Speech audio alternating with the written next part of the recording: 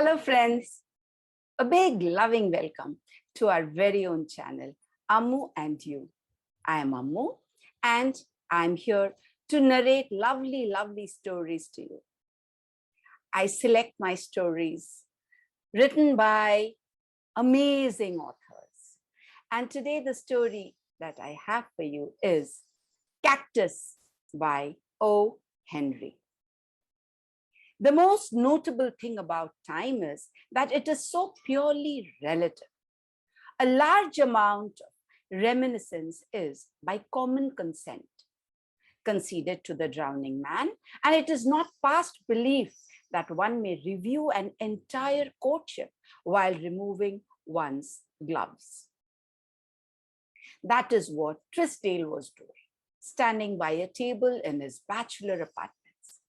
On the table stood a singular-looking green plant in a red earthen jar. The plant was one of the species of cacti and was provided with long tentacular leaves that perpetually swayed with the slightest breeze with a peculiar beckoning motion. Trisdale's friend, the brother of the bride, stood at the sideboard complaining at being allowed to drink alone. Both men were in evening dress.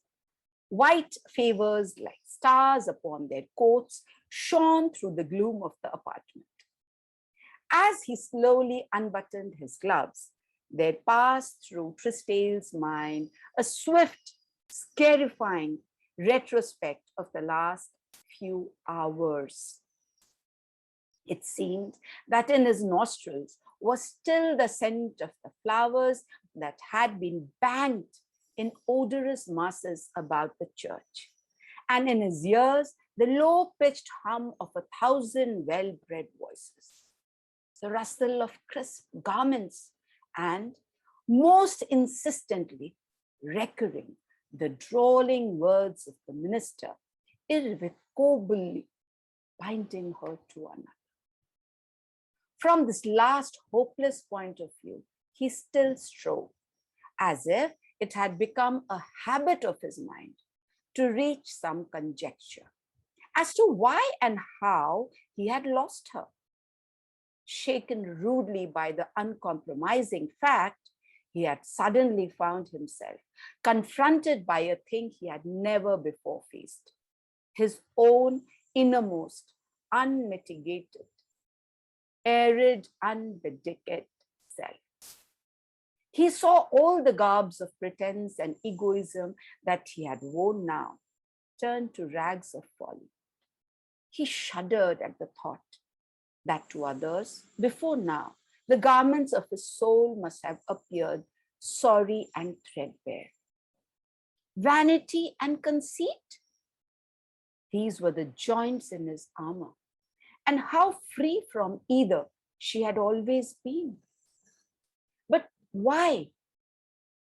As she had slowly moved up the aisle towards the altar, he had felt an unworthy, sullen exultation that had served to support him. He had told himself that her paleness was from thoughts of another than the man to whom she was about to give herself. But even that poor consolation had been wrenched from him. For when he saw that swift, limpid, upward look that she gave the man when he took her hand, he knew himself to be forgotten. Once that same look had been raised to him, and he had gauged its meaning. Indeed, his conceit had crumbled. Its last prop was gone. Why had it ended thus? There had been no quarrel between them. Nothing. For the 1,000th time, he remarshaled in his mind the events of those last few days before the tide had so suddenly turned. She had always insisted upon placing him upon a pedestal, and he had accepted her homage with royal grandeur. It had been a very sweet incense that she had burned before him. So modest, he told himself, so childlike and worshipful, and he would have once have sworn, so sincere. She had invested him with an almost supernatural number of high attributes and excellencies and talents. And he had absorbed the oblation as a desert drinks the rain that can coax from it no promise of blossom or fruit. As Trisdale grimly wrenched apart the seam of his last glove, the crowning instance of his spacious and tardily mourned egoism came vividly back to him. The scene was the night when he had asked her to come up on his pedestal with him and share his greatness. He could not now, for the pain of it, allow his mind to dwell upon the memory of her convincing beauty that night. The careless wave of her hair, the tenderness and virginal charm of her looks and words. But they had been enough, and they had brought him to speak. During their conversation, she had said, "And Captain Cactus tells me that you speak the Spanish language like a native. Why have you hidden this accomplishment from me? Is there anything you do not know?" Now, Cactus was an idiot. No doubt he, Trisdale, had been guilty. He sometimes did such things, of airing at the club some old canting Castilian proverb dug from the hodgepodge at the back of dictionaries. Cactus, who was one of his incontinent admirers, was the very man to have magnified this exhibition of doubtful erudition. But alas, the incense of her admiration had been so sweet and flattering. He allowed the imputation to pass without denial. Without protest, he allowed her to twine about his brow this spurious bay of Spanish scholarship.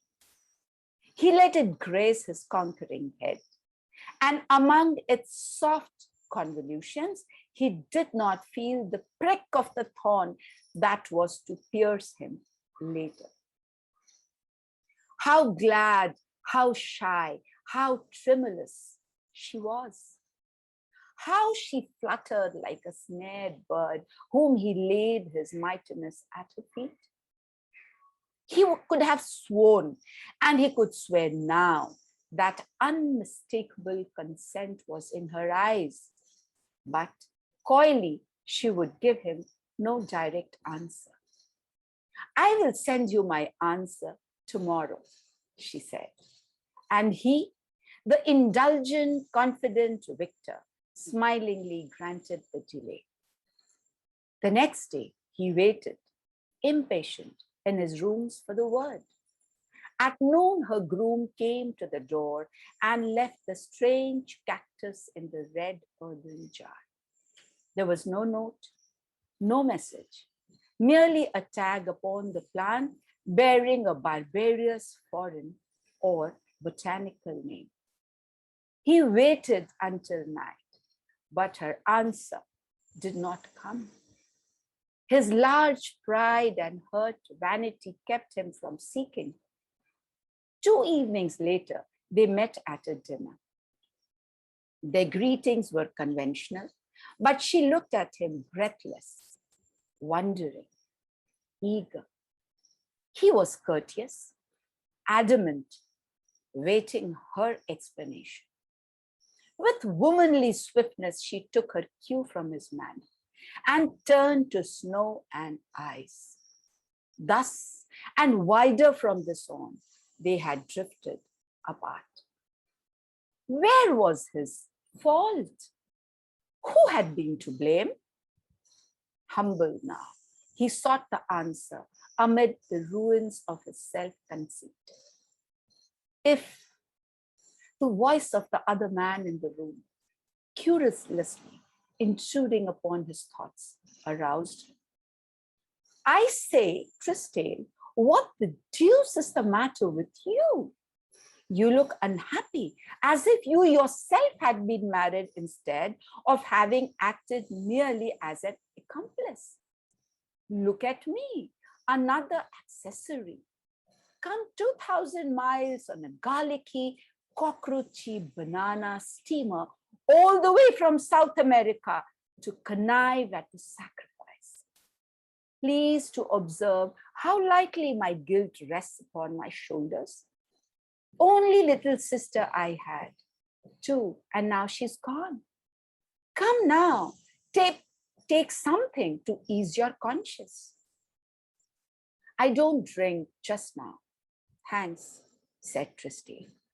Your brandy, resumed the other, coming over and joining him, is abominable. Run down to see me sometime at Punta Redonda and try some of our stuff that old Garcia smuggles in. It's worth it. Hello, here's an old acquaintance. Wherever did you rake up this cactus, Truesdale? A present, said Truesdale, from a friend. Know the species?